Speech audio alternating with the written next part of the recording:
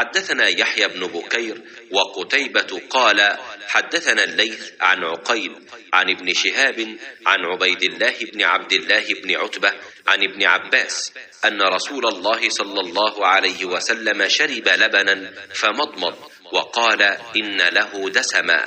تابعه يونس وصالح بن كيسان عن الزهري. تو آفتاب غار بھی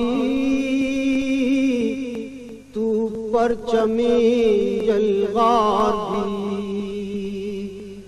عجز و وفا بھی پیار بھی شہزور بھی سالار بھی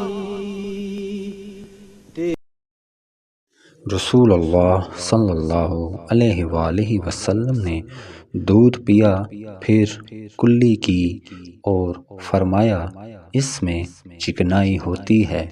सही बुहारी हदीस नंबर 211। उम्मते गुमराह का तेरे सिवा को